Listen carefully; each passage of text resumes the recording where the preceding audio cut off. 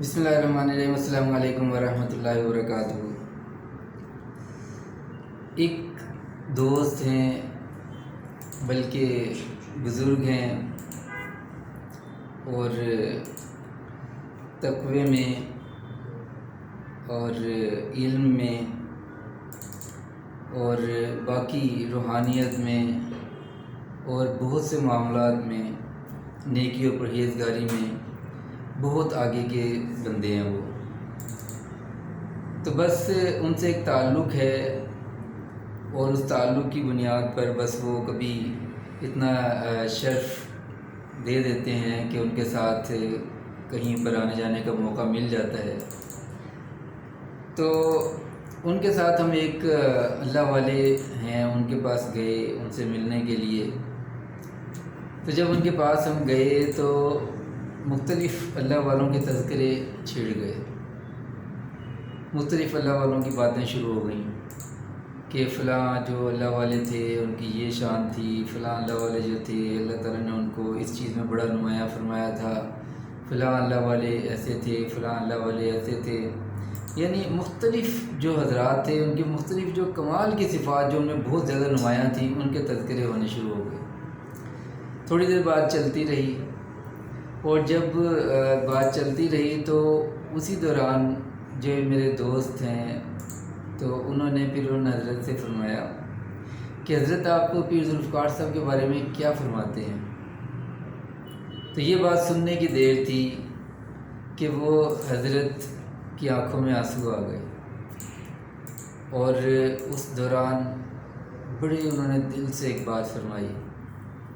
انہوں نے فرمایا کہ آپ پیر ذوالفقار صاحب کی بات کر رہے ہیں، آپ ان اللہ والوں کی بات کر رہے ہیں کہ ان کے بارے میں کیا کہہ سکتا ہوں سوائے اس کے کہ ان کی جو بات آپ کر رہے ہیں ان کا تو ایک ایک سانس نورانی ہے، ان کا تو ایک ایک سانس نورانی ہے۔ تو اتنے یعنی بات انہوں نے فرمائی، اور اس بات پر ان کے آنکھوں سے آنسو جاری تھے۔ میرا کیونکہ الحمدللہ حضرت پیر ذوالفقار صاحب سے رابطہ ہے کسی حد تک، اور تعلق ہے، اور ملاقاتیں بھی رہی ہیں۔ حضرت کی بہت سے جو ہیں وہ کچھ یادیں ہیں، کچھ نصیحتیں ہیں، تو اسی حوالے سے میں ایک نصیحت بھی شیئر کرتا چلوں پیر ذوالفقار صاحب نے جو فرمائی۔ اور اس واقعے میں جو میں آپ سے شیئر کرنے لگا ہوں اس میں نصیحت بھی ہے، اور اس میں حضرت پیر ذوالفقار صاحب دامت برکاتہم کا آٹوگراف بھی ہے، اور اس میں ہم سب کے لیے ایک بہت بڑا پیغام بھی ہے۔ اگر ہم اس پیغام کو تھوڑا سا غور کر لیں تو ہمیں اندازہ ہوگا کہ جو کچھ بھی ہمارے سامنے نظر آتا ہے، جن کی چیزوں کے دھوکے میں ہم پڑ جاتے ہیں ان کی حیثیت کیا ہے، حقیقت کیا ہے، اور یہ بھی اندازہ ہو جائے گا کہ اللہ والوں کی نظر میں ان چیزوں کی حیثیت کیا ہوا کرتی ہے۔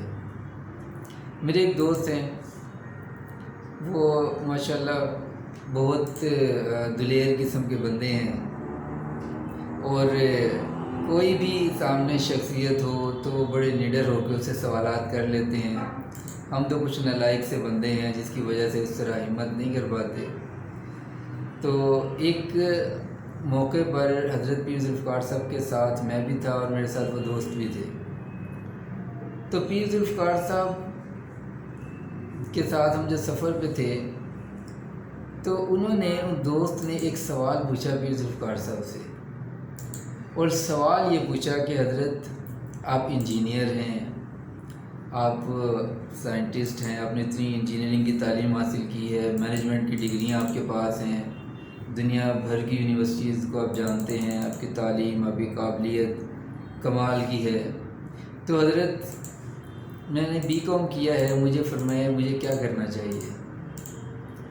تو حضرت فرمانے لگے کہ بھائی اب تو بس اللہ کا پوچھو، دین کا پوچھو، جو پوچھنا ہے دین کے حوالے سے جو پوچھنا ہے وہ پوچھو، کیونکہ اب تو ہر بات جو ہے، ہر سوچ جو ہے وہ دین ہی کی طرف ہے۔ یہ الفاظ آگے پیچھے ہو سکتے ہیں لیکن مفہوم بات کا یہی تھا۔ تو اب ان کی زندگی میں دنیاوی حوالے سے بھی دیکھا جائے حضرت پیر ذوالفقار صاحب کو تو کمال کے ان کے اچیومنٹس ہیں کہ جو ایک دنیا کا بھی کمال کا بھی کوئی بندہ ہو، ذہین بندہ ہو، ذہین و فطین ہو، بڑے کمال کی ذہانت رکھنے والا ہو، کمال کی صلاحیت رکھنے والا ہو، وہ اچیومنٹ وہ بھی نہیں کر پاتا جو حضرت پیر ذوالفقار صاحب کے پاس ہے. لیکن اس کے باوجود فوکس کیا ہے؟ دین. اس کے باوجود تعلیمات کیا فرما رہے ہیں؟ دین، اللہ سے تعلق، اللہ کے دین سے وابستگی، اللہ کے محبوب صلی اللہ علیہ وسلم کی اتباع.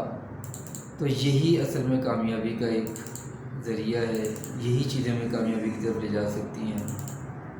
تو اسی لیے اس پہ ہمیں سوچنا بھی چاہیے، اپنے گریبانوں میں جھانکنا بھی چاہیے، اور اسی کے مطابق پھر ہمیں عمل بھی کرنا چاہیے. تو اللہ تعالیٰ مجھے آپ کو ہمیں سمجھنے کی، عمل کرنے کی توفیق دے. السلام علیکم ورحمۃ اللہ.